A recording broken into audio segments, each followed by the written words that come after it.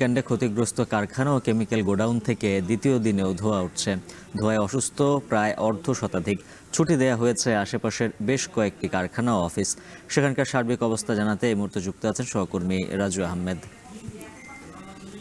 রাজু, জানাবেন আগুন পুরোপুরি কখন নির্বাপন হতে পারে, কি বলছে ফায়ার সার্ভিস, আর কতজনের মরদেহ শনাক্তের জন্য ডিএনএ পরীক্ষার প্রয়োজন পড়বে, বাকিদের মরদেহ কখন হস্তান্তর করা হবে?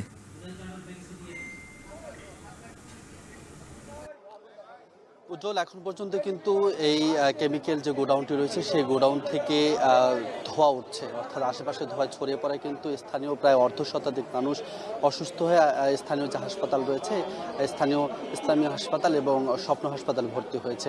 এখন পর্যন্ত ফায়ার সার্ভিস বলছে যে এখানে যেহেতু কেমিক্যাল গোডাউন, এখানে কী পরিমাণ কেমিক্যাল আছে সেই বিষয়টি কিন্তু এখন পর্যন্ত তারা নিশ্চিত হতে পারেনি। বুয়েটের পর্যবেক্ষক দল আসবে, তারপরে মূলত তারা পরবর্তী সিদ্ধান্ত নেবে বলে জানিয়েছে এবং আশেপাশের মানুষজনকে তারা অনুরোধ করছেন যাতে করে এই ভবনটির আশেপাশে তারা কেউ না থাকেন, যে ধোঁয়াটি উঠছে সেটি বাতাসের সাথে মিশে গিয়ে মানুষের নাকের ভিতরে গেলে বেশ ক্ষতি হতে পারে, এমন সতর্ক বার্তা কিন্তু ফায়ার সার্ভিসের পক্ষ থেকে দেওয়া হয়েছে। তবে আনুষ্ঠানিকভাবে এখন পর্যন্ত সকালে কোনো বক্তব্যই ফায়ার সার্ভিসের পক্ষ থেকে আমাদেরকে দেওয়া হয়নি এবং এই মুহূর্তে তারা নির্দিষ্ট একটা দূরত্বে সবাইকে থাকার জন্য অনুরোধ করছে। তারাও নিজেরাও নির্দিষ্ট দূরত্ব রয়েছে। বুয়েটের পর্যবেক্ষক দল যখন আসবেন তখন মূলত তারা এই ভবনটির ভিতরে প্রবেশ করবেন। তবে গতকাল থেকে এখন পর্যন্ত আসলে এই ভবনটির ভিতরে ফায়ার সার্ভিস প্রবেশ করতে পারেনি।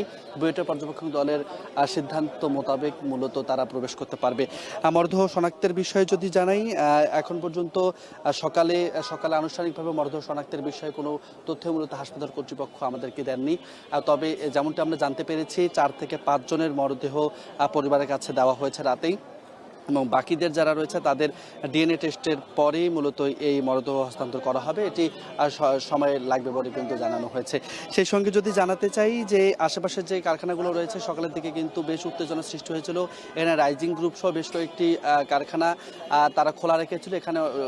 এখানে যারা কর্মরত ছিল তারা সকালে আসার পরে কিন্তু অসুস্থ হয়ে পড়ে। এখন পর্যন্ত এই ভবনের ধোঁয়াগুলো আপনারা হয়তো দেখছেন যে এখন পর্যন্ত কিন্তু ধোঁয়া উঠছে।